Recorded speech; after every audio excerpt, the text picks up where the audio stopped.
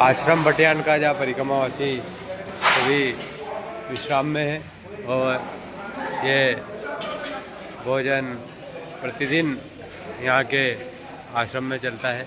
भोजन करते हैं भक्त लोग, परिक्रमावासी रुकते हैं और उनके भोजन की व्यवस्था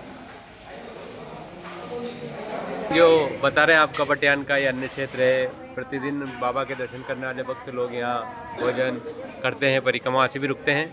हमारे साथ में आज गुजरात से परिक्रमा कर रहे केशु भाई मिस्त्री जी हैं।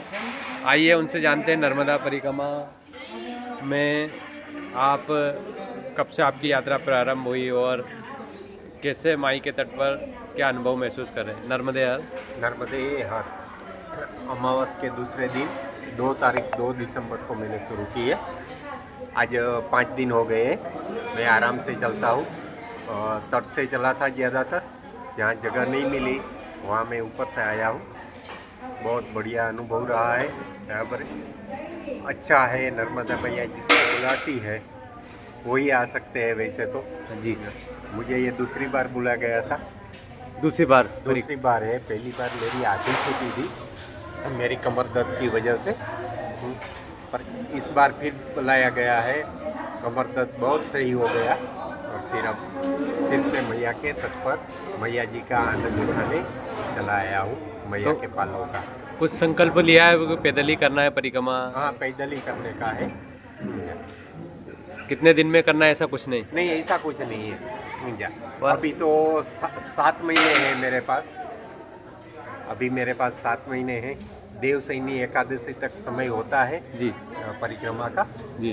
और उसी तरह से मैं जितना हो सके ज़्यादा से ज़्यादा मैया के तट पर रहना चाहूँगा। और आराम से चल रहे हैं? आराम से चल रहा हूँ, बिना दौड़ा भागी। हम देखते हैं अक्सर परिक्रमा 30 किलोमीटर चल रहा है, 40 किलोमीटर चल रहा है। कोई दौड़ा भागी नहीं है। 15-20 हो जाए बहुत हो जाता है। और ज़्यादातर लोग ऐसे ही, पिछले बार मैं भी चलता रहा था। इस बार सोच के रखा है अमावस, पूनम और दोनों एकादशी को नहीं चलने का है। वैसे भी विधान है कि ये 4 दिन नहीं चलना होता है। जी बिल्कुल, परिक्रमा का विधान सब चलते रहते। पिछली बार मैं भी चला था, इस बार नहीं चलने का है मुझे। ये सही है। जैसे मैया का प्रवाह गुजरात में है और आप भी गुजरात से हैं। गुजरात के भी कई भक्त हमसे जुड़े हैं। अभी कुछ दिन पहले राजकोट के सुरेश बाबा जी आए थे। उनकी दोनों किडनियां खराब थी। डॉक्टर ने कहा था उनको अब तुम्हारा कुछ ही समय का जीवन बचा है। और वो माई के तट पर आए। यहाँ माई के तट पर 25 महीने तक उन्होंने परिक्रमा की। तो ये भी एक माई का चमत्कार है। वो भी गुजरात से थे। ऐसे कई उदाहरण आपके सामने हो तो हमें बताइए एक आध। मेरा उदाहरण भी यही है। मेरी पिछली छुट्टी थी कमर दर्द की वजह से। शायद मैया की इच्छा थी सांसारिक कामों के लिए।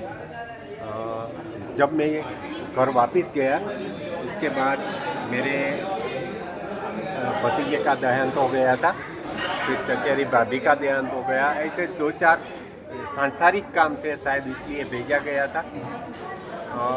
दर्द बहुत ज़्यादा हो रहा था और खड़ा नहीं रह सकता था मैं 1 मिनट भी। ऐसा 6-7 महीने चला। जब सावन महीना आया, ये नर्मदा मैया तो शिवपुत्री है जी, बराबर है। तो सावन महीने रहने का मैंने शुरू किया। पहले दिन जब मैं चला था पहली बार ओमकारेश्वर से, तो हाथ में जो धागा था बराबर, उस वक्त मैंने पहले दिन श्रावण महीने के वो धागा जलाकर मैया के सामने रख दिया और 2 ही दिन में मेरा कमर दर्द पूरा खत्म हो गया। वैसे तो 6 महीने तक बहुत दवाई, हार्डवेयर, मालिश, एक्सरसाइज कुछ नहीं हो पाता था, पर सिर्फ 2 ही दिन में सही हो गया। और ये मैया जी का ऋण है, इसलिए फिर मैं चुकाने में आया गया हूँ। जी। अब अमावस्या से आप चल रहे परिक्रमा में, तो कोई तकलीफ? कोई तकलीफ नहीं है। मैया सबको संभाल लेती है।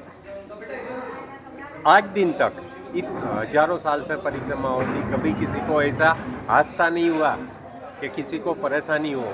छोटी मोटी ठीक है, सही चलती है ऐसी वैसी, ज़्यादा परेशानी किसी को नहीं है। बराबर आराम से होता है। आश्रमों में सेवा व्यवस्था? आश्रमों की सेवा तो अब बहुत बढ़िया बन गई है पहले से। और कई रास्ते भी ऐसे कठिन थे, वो भी अब सही हो गए हैं। अब लोग पहले बोलते थे सुरपानी झाड़ी में परेशानी थी, अब तो वो भी नहीं है, वो लोग भी सेवा दे रहे हैं। जी।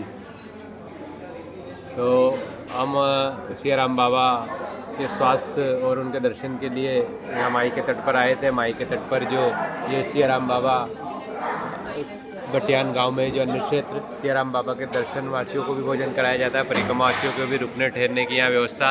और यहाँ भी गुजरात के भाई मिस्त्री जैसे हम और भी परिक्रमावासी है, इनकी परिक्रमा की भी हम मंगल कामनाएं करते हैं और सभी परिक्रमावासियों की यात्रा मंगलमय हो, ऐसी मैया से प्रार्थना। मात श्री नर्मदे। हरदा जिले से लगी 2 घंटे से रावेत